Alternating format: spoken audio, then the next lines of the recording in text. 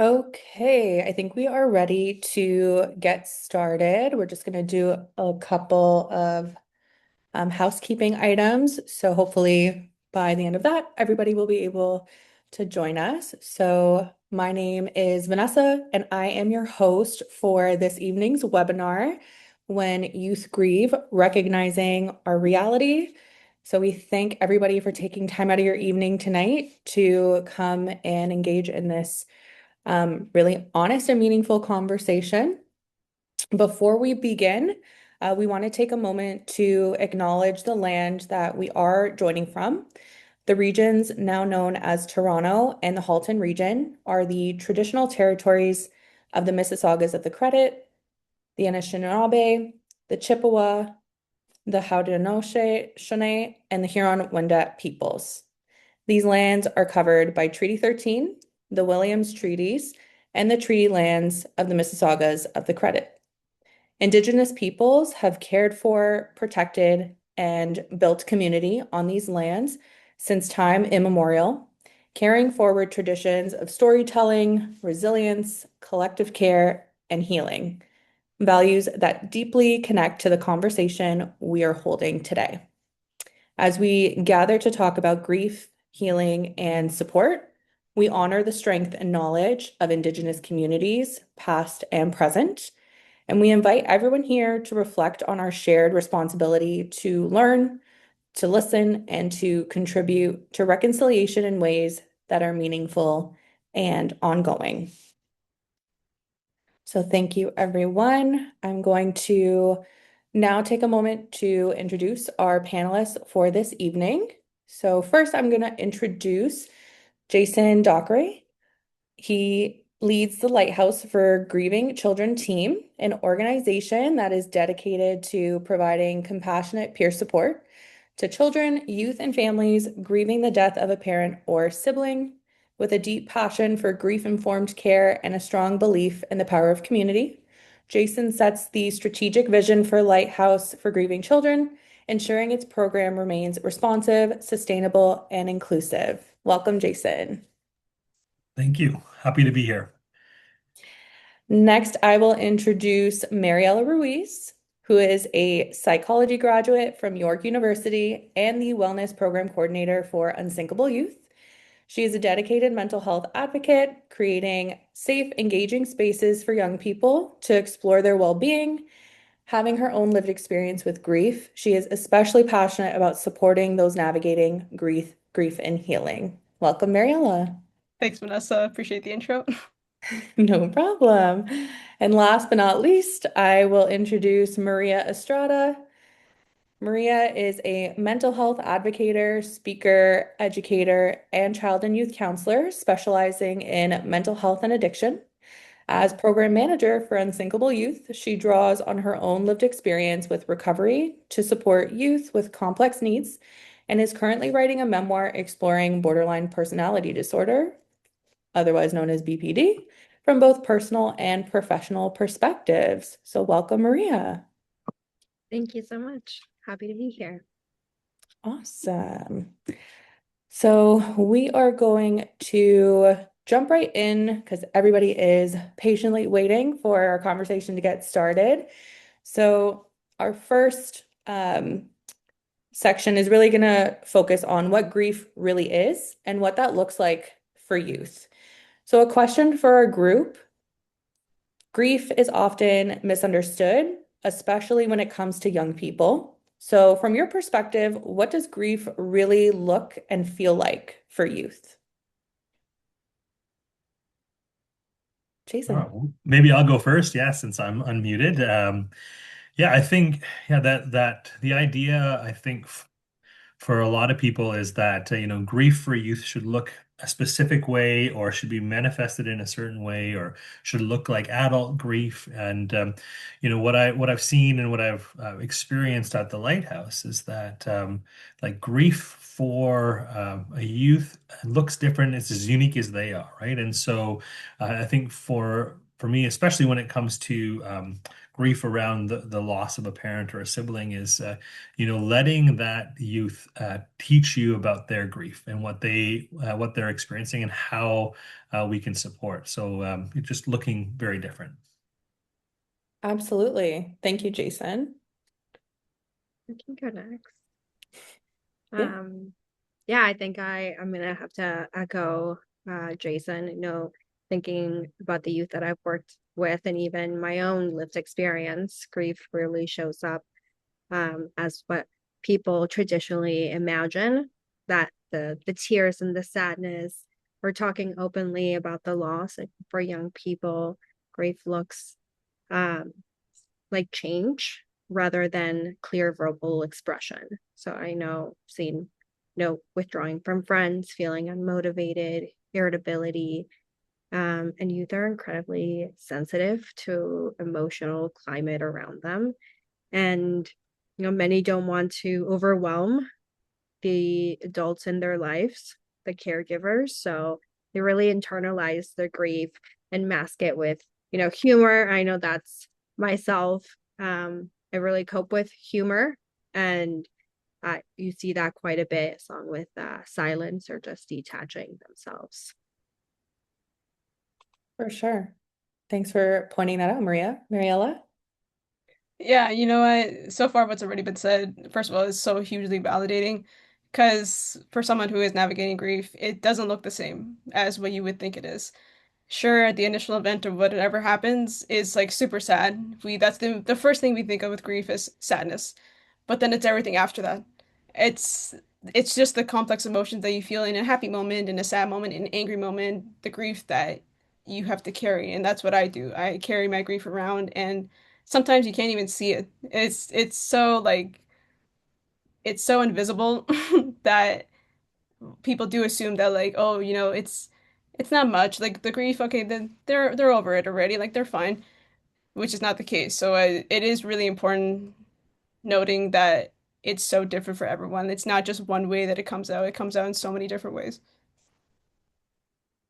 Thank you for that perspective. Absolutely. It's not a cookie cutter type of vision for sure. Jason, in your work with Lighthouse for Grieving Children, what have you learned about how children and youth express grief in their own unique or unexpected ways? Yeah, actually, kind of mimics a little bit what Maria was saying about how she handles her grief. But what I think was most unexpected for me when I got into this work was the humor, and the laughter and the joy amongst the grief, especially when youth feel safe and in community, right? And so I think that dark humor coming through as a coping mechanism, but also as a way of kind of building community within that group. And yeah, so you see that primarily with teens and youth, but a little bit with children. And children, I think I see it a lot in you know their grief comes out in their play. I see that a lot in terms of how they engage with different activities. That it kind of finds its way to come out in those play-based activities and pieces like that. Awesome. Yeah, of course. As you're saying that, all I can think of is the saying like, if you don't laugh, you'll cry. So that totally makes sense. Mariella, what has it been like for you to navigate grief as a young person, and what has helped you feel seen or understood? I think navigating grief is such a weird experience. It's not just one word, it's just weird. I feel like that really encompasses a lot. And I mean, it can be isolating sometimes. Actually, it is pretty isolating. But I think it's mostly because I feel like not a lot of people understand what I have to carry or what people who are grieving have to carry with themselves. And something that's helped me feel really seen is honestly the dark humor or just letting me feel comfortable in the way that I can be. So humor is the way that I do it. I love making jokes. I love doing that. So when people give me that safe space to do that, I'm like like this feels nice. This feels like I can actually just talk about my grief in a sense that like I can do it in a way of humor or also just like just feeling seen. Like even just people asking me how was your day does so much because it allows me a choice of whether or not I want to share about my grief a little bit more, or if I just want to kind of stay to myself that day. So really, it's a simple thing as like, how was your day? And just helping me feel seen like that. Yeah, absolutely. There's a big difference between like, how are you feeling today and are you feeling sad? It's like that assumption and that stereotype that already kind of sticks to that grief definition that we spoke about at the beginning for sure. Maria, in your work, grief and mental health challenges often intersect. So, what are some ways that we can better recognize grief that is often not always visible? Thank you. I will mentioned what I how I started off. It's that, grief really represent itself as, the expected ways or how it should really feel. It shows up through shifts in behaviors and energy, motivation. And it's also can come off as very uninterested. Sometimes it mimics symptoms of depression or anxiety. And with youth with complex needs, it can blend in with their existing struggles in many ways that can make it hard for the like outsiders to really identify, and even themselves it's hard to identify what's going on with feeling all of these emotions. And the challenge is that the adults and the professionals are often respond to the surface level behavior without considering the emotional truth that sits underneath all of these feelings. We talk about the iceberg, and how anger is at the top, but then you see like all of the feelings underneath the water. And because we only see the top, then that's something that we work through and not underneath the actual feeling that is going on. And it's also, addressing some of the behaviors and slowing down and shifting our language and being curious. When did the shift start? um, what changes happened in their world? Like that's something that I have to ask myself when I am interacting with people. Is something did something change? Grief isn't always the death of a person.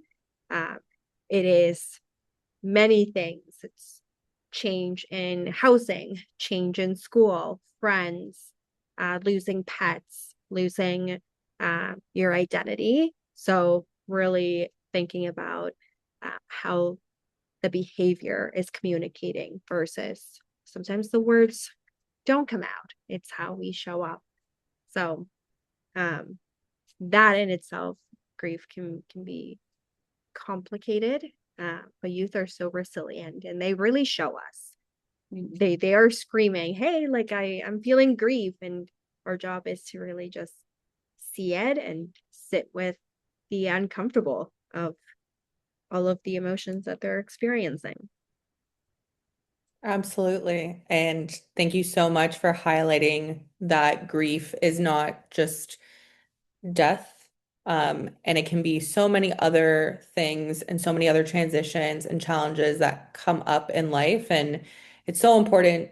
It just resonates how important this conversation is because everyone is likely to go through some sort of grief throughout their lifetime, for sure. Mariela, the next question I have is for you. So, having walked through your own experiences of loss and transformation, how has your relationship with grief evolved? And how does that insight show up in the way that you support yourself now? Yeah, to be honest, this question is definitely something that it was hard to think about because didn't realize that at first, but I used to really push grief away. As much as it was so close to me, I used to push it away all the time. I did not want to deal with it. I did not want to be with it. I hated it. I hated it, and I still don't love it.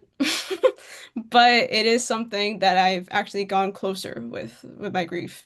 And So I guess in that sense, that's how my relationship has re evolved around it, where I can kind of walk alongside my grief rather than just being like, go away, like I don't want you to go away kind of a thing.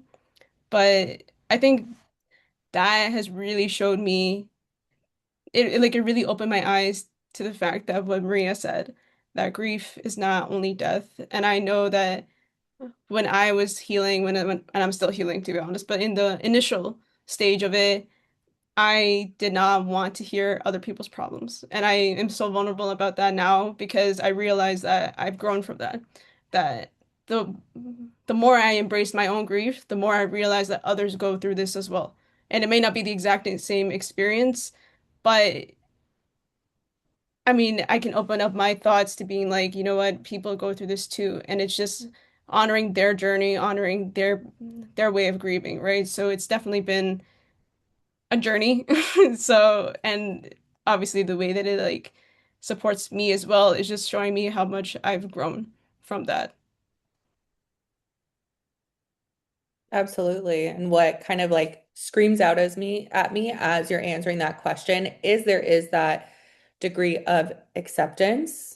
And I loved how you framed, you know, you wanted so badly to push it away, not focus on it, and just like kind of have it lingering in your peripheral, but you mustered the strength to face like head on and evolve with it. And now it's sort of walking alongside you instead of in the distance. So that was great. Our next focus is going to be more so supporting youth through their grief and loss. So exploring that meaningful support and what that actually looks like. So Maria, we're going to start with you. In your work with youth who have complex mental health needs, how do you balance acknowledging their pain with fostering hope? Yeah, that's a really good question. I think balancing pain and hope really requires deep attunement. Many people, especially young people, hear the phrases like "stay positive" and "it gets better." And although these messages are so well intended, they can sometimes land as dismissive or invalidating. I know that's something that happens with me when, somebody's like, "Maria, get over it. Like, move on." It doesn't land well, right? So my approach is really to honor their pain without trying to rush them through it. Instead of kind of offering solutions immediately, I try to create a space where their lived experience is allowed to exist. And because grief is so uncomfortable, and I mean, we don't even want to sit with grief ourselves, we try to rush it. We try to move on, try to distract ourselves. But allowing grief to exist is okay.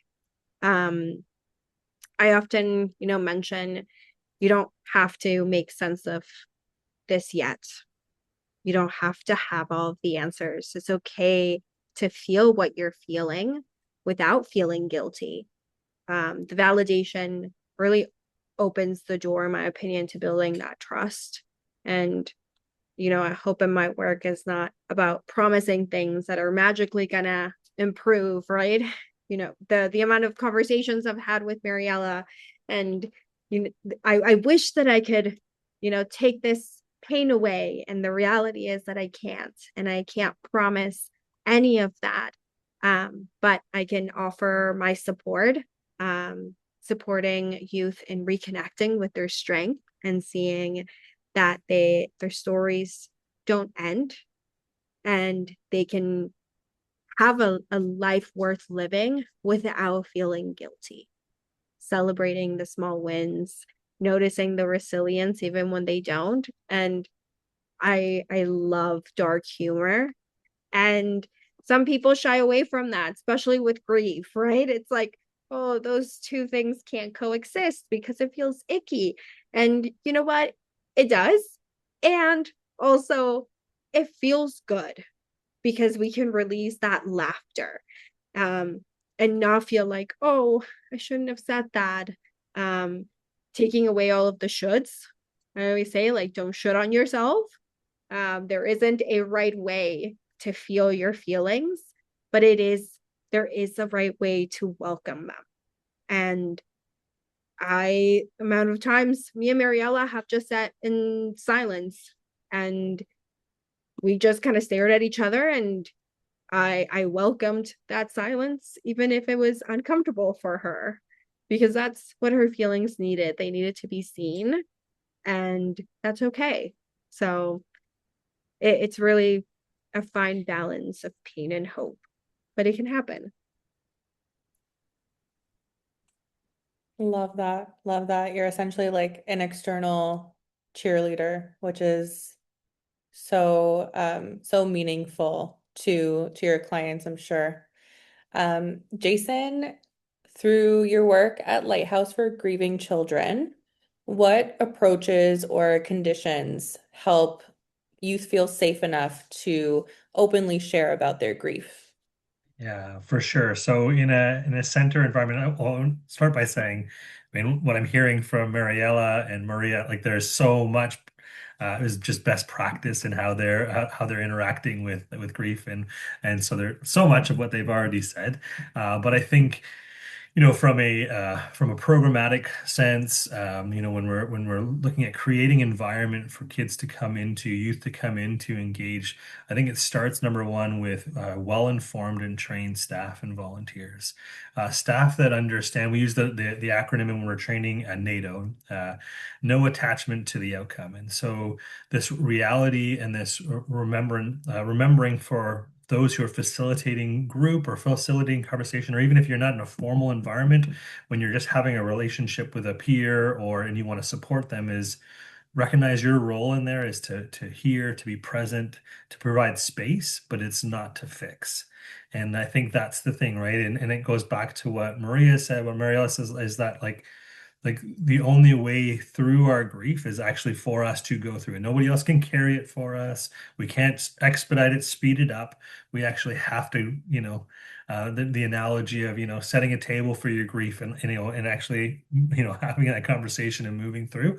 And so creating environment for that again, so it starts with, understanding that we have no attachment to the outcome, creating a safe space that, understands that each individual in that group or in that environment sharing their grief experience is unique, and they come in with unique backgrounds, religion, family environments, socioeconomic backgrounds. All that stuff plays a factor, and we want to take that into consideration as we create a space for our youth to grieve.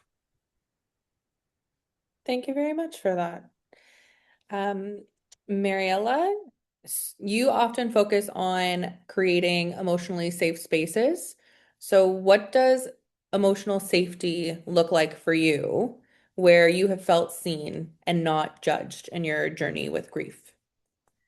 Yeah, I think honestly what Maria and Jason have said so far is, first of all, a little emotional because I am bringing that perspective of the youth that is going through grief, and it's so hard to find those spaces that are just so supportive. Because it's true, but like what both of them said, grief is so uncomfortable, and like no one wants to talk about it. Yes, obviously there's these lovely humans right here that accept it. But I understand, and I totally understand that grief is so uncomfy. Like I hate it. I still hate it, but I've learned to kind of walk with it. And so I can't even imagine what it must be like for someone else. Even before I experienced what I experienced, grief was icky. I didn't like that. So for me to feel emotionally safe now that I've gone through what I've gone through, and like just to feel seen, is just honestly having a space where everything is real.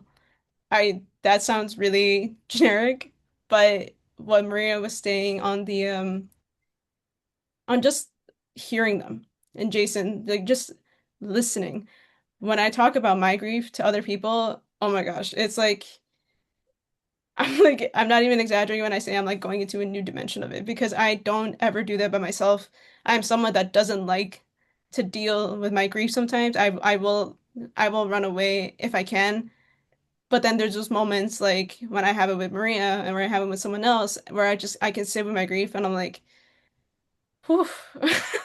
Like what a breath of fresh air that I can just be myself. I can cry if I want to. I can make jokes if I want to. I can yell, I can whatever. Like and just for them to be like, yeah, okay. Just sitting with me is such a is something that has really helped. I don't know, like even just the silence alone. The silence is kind of uncomfortable at first, but it I don't know how it just makes it so safe. And like just talking about my grief makes and someone else hearing that makes it so that I'm not taking space. I always feel scared that I'm going to be the burden to talk about it because I don't want to put that on other people. Because I don't, for some reason, I have that fear. I have that fear that I'm going to put that on other people and then now they have to carry it, right? Which is not true, like what Jason said. And so just being able to talk about it, just being able to be in a space where someone is there to listen, not fix, like we've been saying, is so important to me. Yeah, absolutely. Like we've been mentioning, there's no sort of magic wand that just fixes everything. And so being as real and authentic with people as you can be, just listening to them, hearing them out.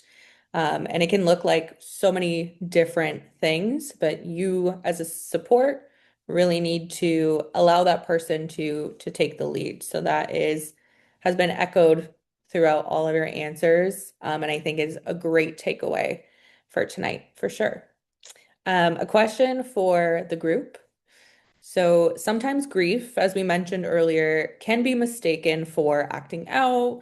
It can look like depression or lack of motivation. So how can caregivers and professionals recognize when grief is at the root? You want Jason, me to go jump in? ahead. Are you Yeah, gonna? yeah. Go Oh, ahead. all right. I mean, I cheat because then I get get the good answer, not the good answer, but all the information out there first. But I think the biggest thing for me is so when I reflect on that question is I think about how most grieving children and youth find their way to the lighthouse. And generally speaking, it's a teacher or a youth worker or someone saying, Johnny used to be really loud and now he's really quiet. Or Susie used to be, really, really quiet and now she's acting out and she's being aggressive in class and there's been a change in behavior. And so, of course, with grief related to the death of a parent or a sibling, it's often quite clear because you look back and you say, okay, this is this is the event and it's obvious, right? Like, this is and now that the behavior has changed. And so, when it's something like that, when there's a clear traumatic experience or different thing that has led to that shift, we can see that it's likely related to that grief experience. When a child or a youth is, maybe hiding what they're grieving, maybe it's a more of a secret thing that's happening. I think it goes back to what's already been said many times tonight is, being inquisitive and asking questions like, what's happening for you, Johnny, what's different or what, I noticed there's been a change and, and I think last thing is just really always when you're interacting with children, you thinking the best of them. Thinking, so if you think highly of them and you see them as good people, that even there, that there's something behind that behavior. You put yourself in a posture of again a acquisitive posture, a questioning posture, and not a oh man, this kid is just a problem and I don't want to deal with them. It's somebody else's issue, but actually leaning in and recognizing that they're at their core good, even if they're acting out. Absolutely. That is such an important message. And we had a question in the chat from Vincent that this sort of hits home on for sure is how do you kind of tell that difference between grief and when it is being sort of teens are acting out as they put, or they are silently struggling. And I think point blank asking the questions, being involved, giving them the space because I think all of us in our work with youth understand that they're not forthcoming with uncomfortable emotions and feelings. And so And they may think, you know what, nobody even notices that I'm acting differently. And I'm playing it real cool. And then as soon as somebody asks, it's like this door has opened up for them to really share what they've been wanting to share. And that in and of itself just kind of lifts that heaviness off of them. So that is awesome, Jason. Maria or Mariella, do you have anything to add, either one of you?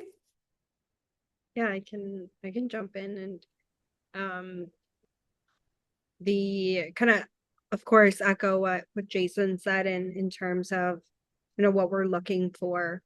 And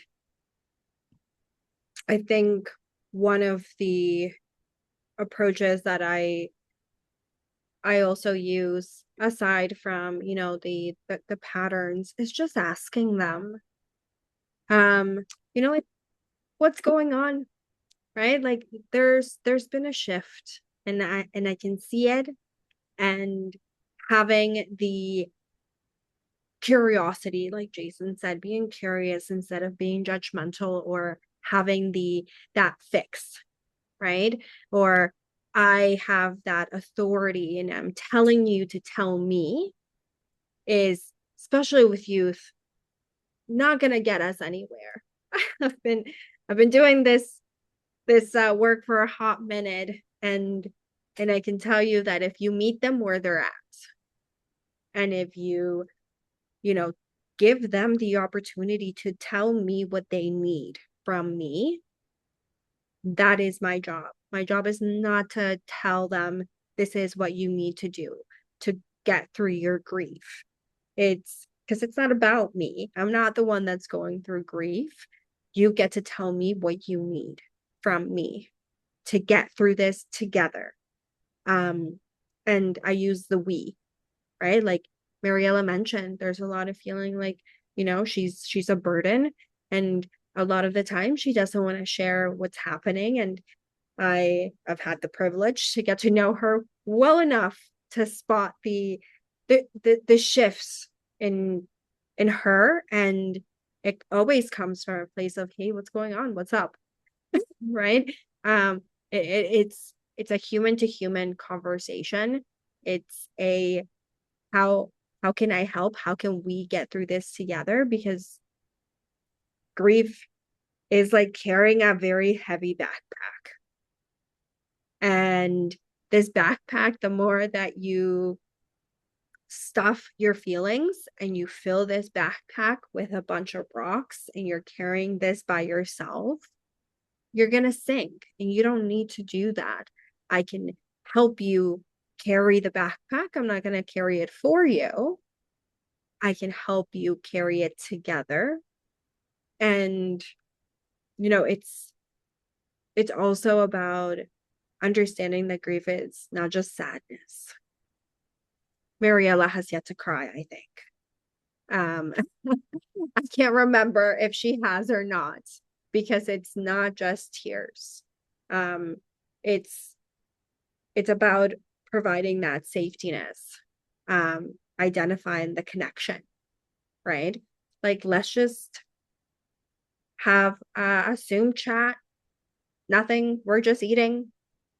Let's just, instead of kind of trying to pull information and like pulling teeth, there's going to be more resistance versus me just welcoming whenever Mariela wants to share, whenever anybody wants to share. There is that open door policy with me. You get to tell me when you want to talk, and I am all about it. But you get to drive this car. I'm just the passenger. Very well put. I love the analogies and the backpack for sure. And I love that you pointed out, like, I can't carry that backpack for you. It is something that like we can work on together, but essentially it is your backpack for sure. Mariella, do you have anything to add?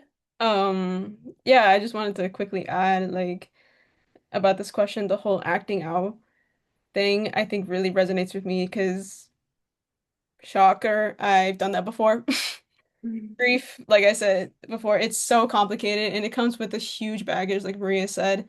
And sometimes acting out or acting out is something that I have done before where it's come out of anger. And I was very fortunate that I wasn't judged by that. But I know that there are people who are. Because grief is so uncomfortable to talk about, there's this assumption that, like, oh, if someone's acting out because of their grief, like, oh, they're a jerk. Like, why would they do that? Like, this is that. And obviously, it's not fair for the person who's grieving to put that on someone else. But it's also coming, like Maria and Jason said, coming from that human perspective of just being like, what's up? Like, let's not throw these assumptions around first. Just let's explore what you're feeling. And like I said, I've acted out with my grief. It sucks. I hated that I did that, but like I said, it felt so good to talk about it later on and being like, dang, I did that. Like I don't know why I did that, but thank you for not judging me. Thank you for not like letting me go or just being like, oh, you know what? Like forget her. Like thank you for letting me have that just a little bit. And I'm sorry, obviously, for doing what I did that to you. So yeah, I think that the whole acting out thing is something that's like so complicated and like hard to unpack, but it is yeah, like I think it's important to come at it just by being a person. Yeah, absolutely. We definitely can't assume to know the motivation behind what people are feeling and if they're having a difficulty communicating their feelings, which is kind of going hand in hand into that acting out sphere. And I think everybody as a group has sort of pointed to the fact that it is that form of acceptance.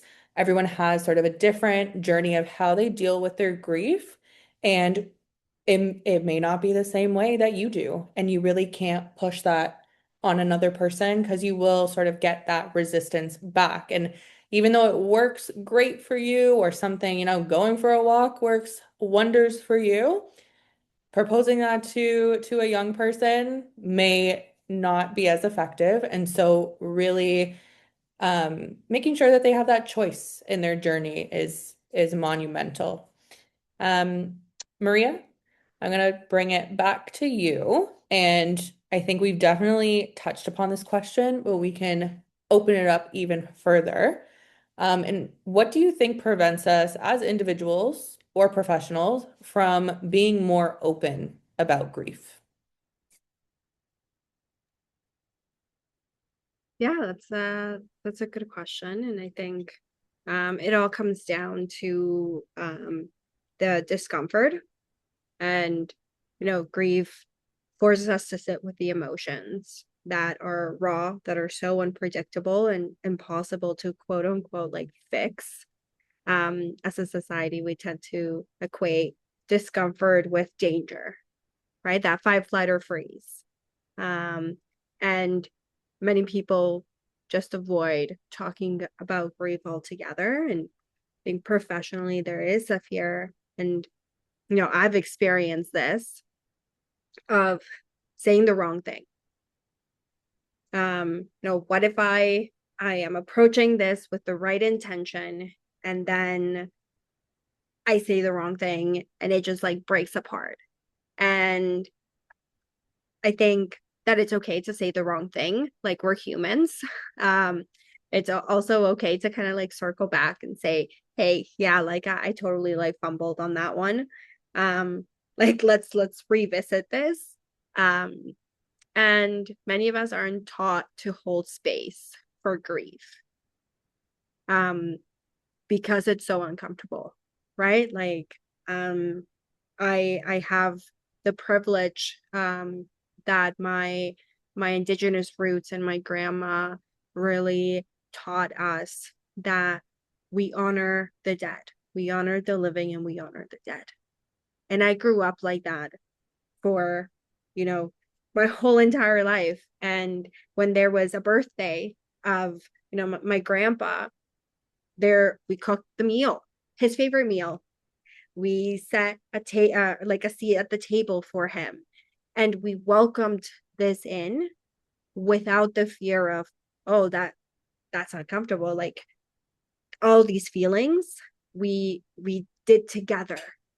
And we do that with anybody that's that's passed, but also, I lost my pet. I lost Jacko, who's my best friend for 13 years. And I I approached it with the same intent of honoring him in every way possible. And instead of putting his urn somewhere else in a corner, my grandma always said that no, he's still part of us. And I was taught that. And because I was taught not to be uncomfortable with grief and to hold space, um, I can navigate uncomfortable conversations. But a lot of us aren't taught that. And grief isn't a problem to solve. Like, I don't I don't need you to tell me that, oh, as the time passes, it's gonna be okay. Like, it's not gonna, and no, it's not. It's gonna be less painful, but it's still there. It Grief will always be a part of us. And um it's an experience that humans will witness. And, another kind of barrier that I experience is around the emotional expression that youth have. Again, that like acting out, right? Um, Saying to youth, like, just stay strong. Like, those are just like, I would never say that to Mariela. Like, don't be strong. Like, let it all out. Like, let it out instead of being strong. I don't need you to be strong. That's not what I need. And you don't need that either. But we tend to kind of uh put people in boxes, right? If Mariella is at work, then she needs to be professional. Like that's not a thing with me. Like if Mariella is gonna cry because grief just hit her, go for it. Let me join, right? Let's hold this space for tears. I'm not gonna make her feel less than for having feelings. I'm actually gonna say, this is why you're good at your job. Like this is why makes you a safe person. And it also starts for us, and I know, Jason can, I'm sure, speak to it as well. It's modeling vulnerability and honesty. Like, I show up as Maria, have my lived experience. There's no denying or hiding that. It also makes me good at my job. And I'm also a person. And if I model the vulnerability and it's okay to talk about your feelings, then it makes it okay for other people to be like, oh, okay, like maybe it's okay to talk about my feelings.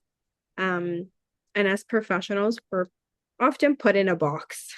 Oh, we can't feel. We have to, maintain this like professionalism. And I think that both can coexist at the same time. I can still be professional and feel my feelings. Like it's wild. I don't know. But it's a thing. And we're allowed to be humans as well. So instead of putting people in boxes of when to grieve, when not to grieve, when to be professional, when not to be professional, it's like, let's just be humans. And by being humans, you are destigmatizing and also modeling that grief is okay to feel, and it's also icky, and that's okay. Absolutely. As you were finishing, I'm like, all I can think about is like normalizing this, and normalizing that it is a feeling everybody will feel at one point or another in their life. And, it's such a heavy, harsh, like whatever big, complex feelings come with it. Wouldn't it be so much nicer if people could just be kind to each other and accepting of that?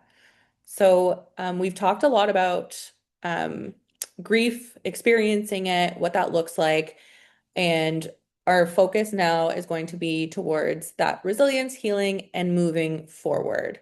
So, walking with it. And we'll start with Jason. So, Jason, at the Lighthouse for Grieving Children, it is built around the power of peer connection. So, what makes peer support so transformative for grieving youth? Yeah.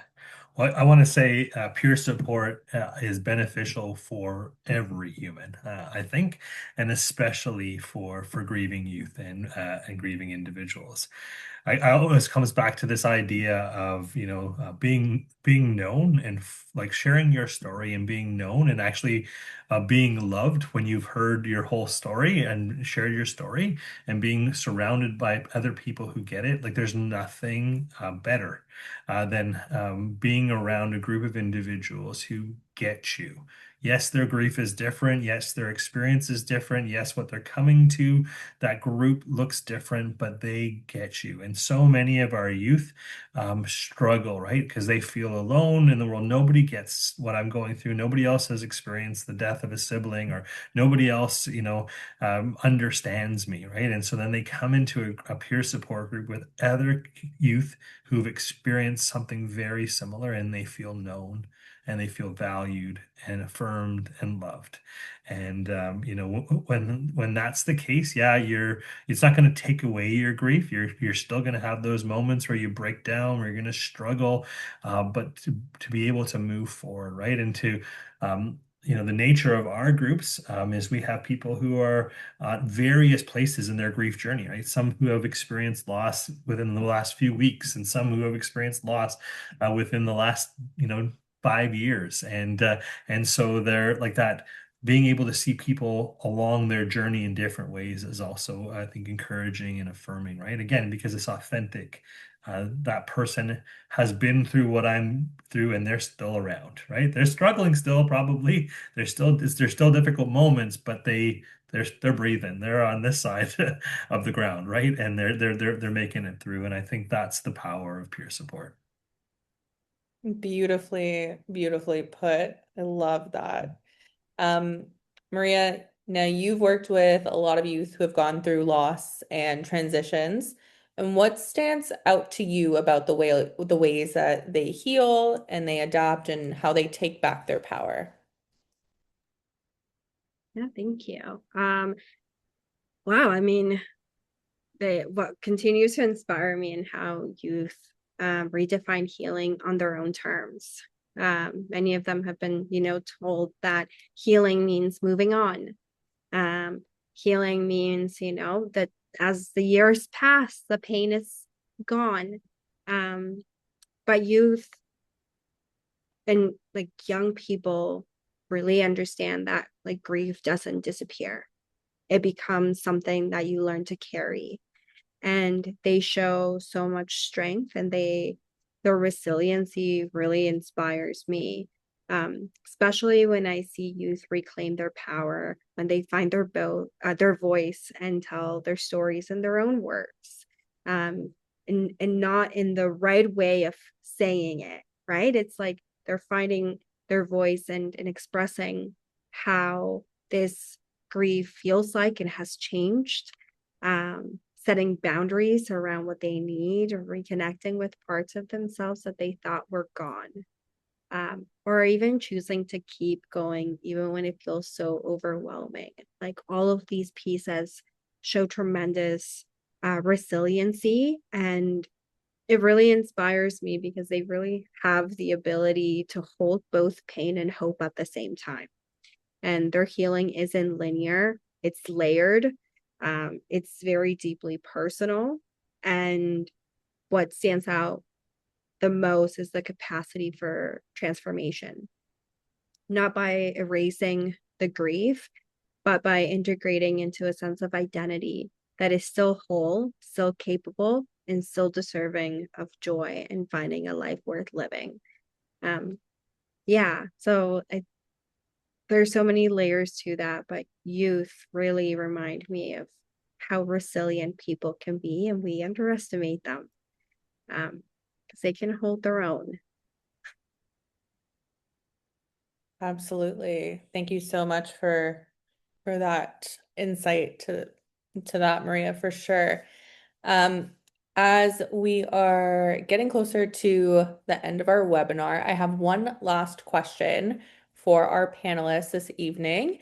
And then we have a couple of minutes to answer any audience questions as well. But the last question I have for the group is if you could leave our audience with one insight about how we can better support young people in grief, what would that be?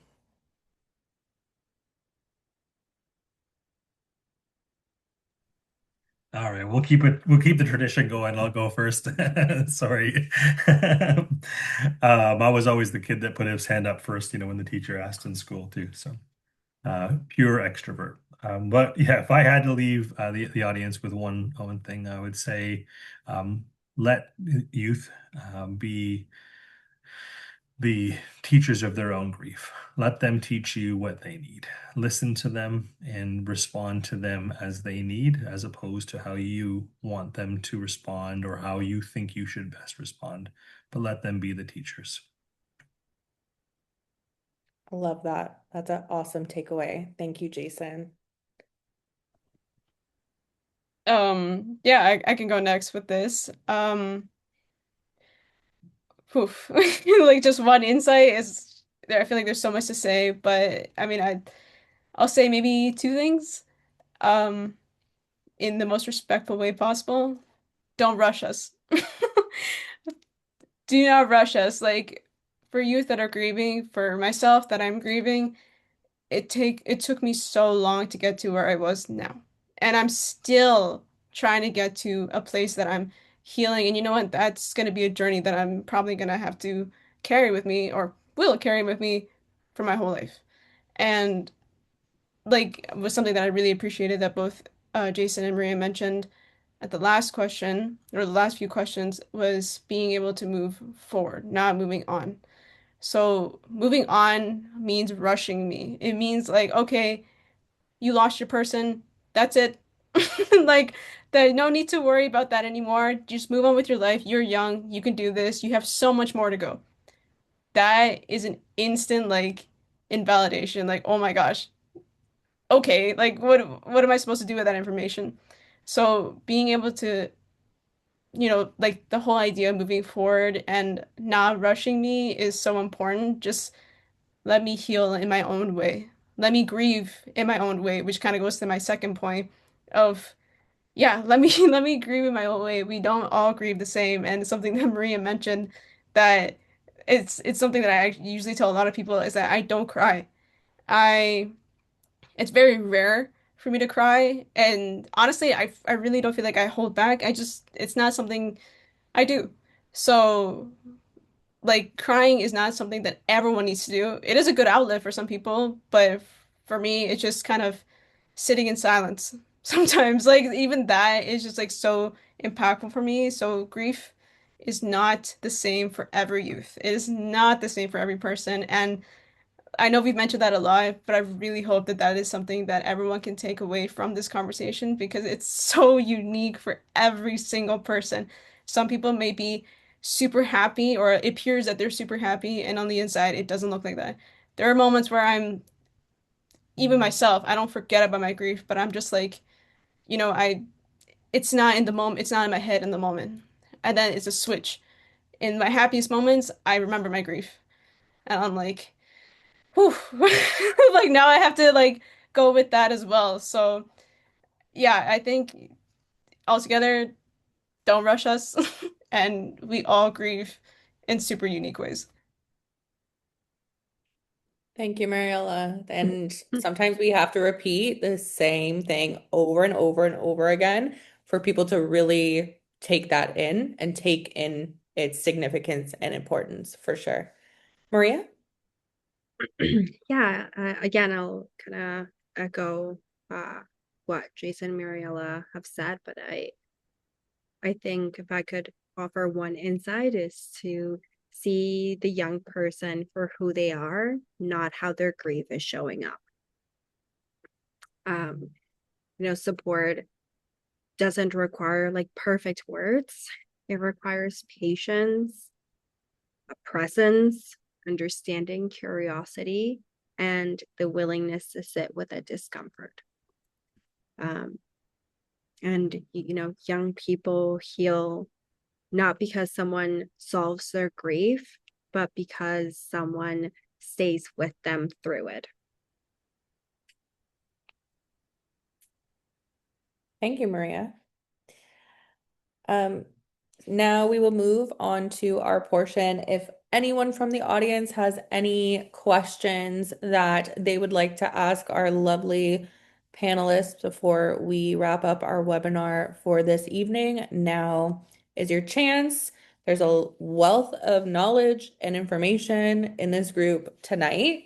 And if you feel like there's something that we haven't covered or have spoken about, now is your chance to ask away. So please feel free to write your question in our chat.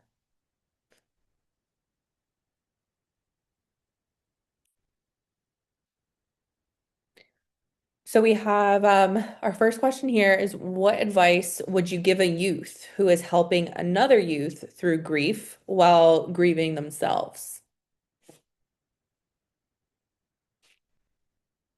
That's a good one.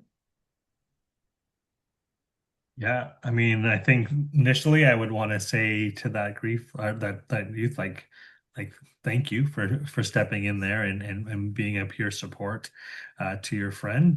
But I would also caution them to make sure that they're taking care of themselves and that they're finding opportunities to for self-care.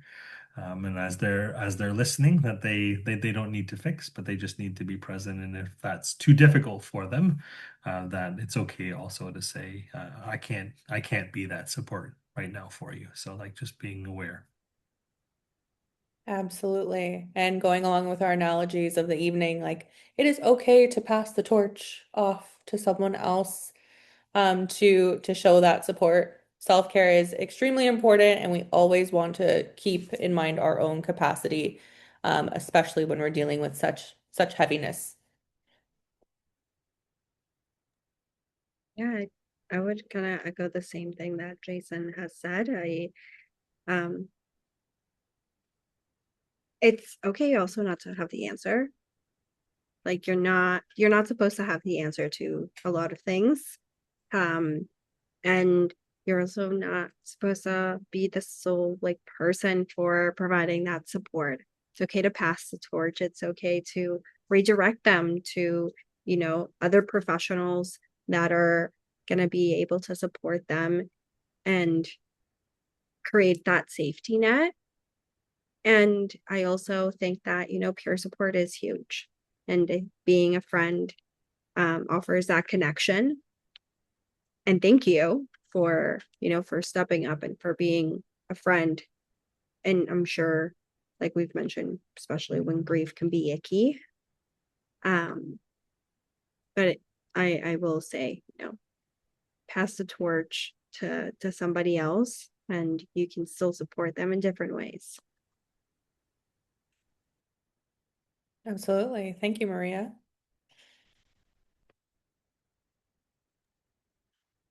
Sorry, I was gonna just add in one last thing for that. I think, yeah, it is a hard situation to be in, and I mean, really, the only thing I can say is the self-care piece is super important. I'm really just kind of repeating what Jason and Maria said, but it is so, so important. And like Vanessa says, sometimes we gotta say it a lot for it to really stick, because I know that sometimes it's too much.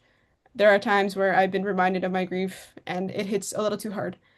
I'm still learning how to put a boundary on that, but it is something that is super important. If you feel like that you are stretching yourself too thin, it's probably a sign that you are. So just kind of taking it easy and doing the best that you can. Awesome. That was great. I think that definitely encompasses so much of what we've been talking about tonight. We have one more question left for everybody. So Vincent has asked, and hopefully you're prepared to answer this question because it's a big one. But what is one piece of life advice that you can leave our audience with tonight?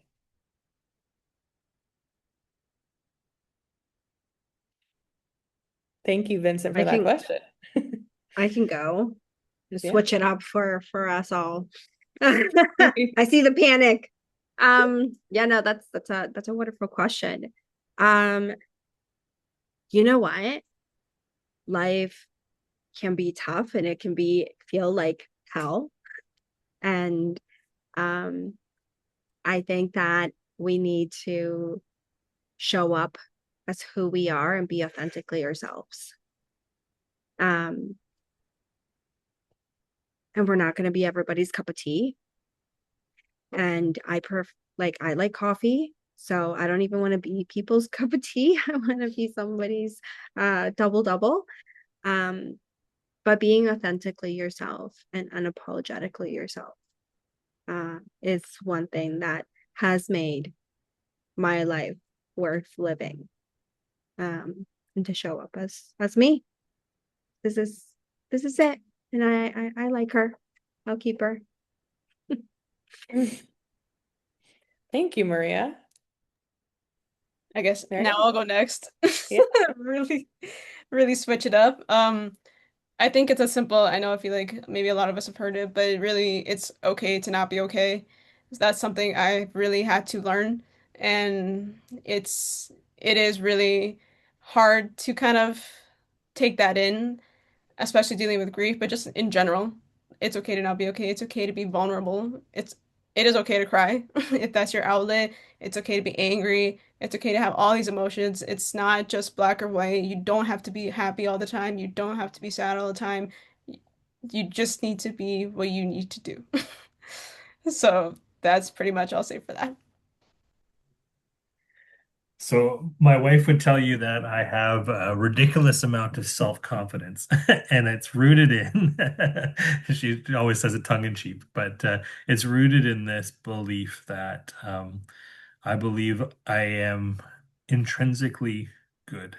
And I think living my life, my suggestion for you in my life lesson, as Van has asked, is to say, live your life knowing that you are good, that you are valued, that you are important, that the role you play in this world is actually an important role, the role you play in other people's lives. And when you have a high opinion of yourself, you have a high opinion often of other people. And so, yeah, so I don't know. That's my advice is think highly of yourself and, and believe that you are good. Thank you. Thank you, everyone. Well, that brings us to the end of tonight's webinar. I want to take a moment to express my thanks and my gratitude to our panelists this evening. As we've heard throughout the evening, it is not easy to approach this topic, and not only approach it, but work in it. So round of applause, virtually, in person, pats on the back for everybody. Thank you so much for bringing your authentic, real wealth of knowledge to everybody tonight. And I hope everybody has a great rest of your evening and you really reflect on the things that you've heard today and take it with you.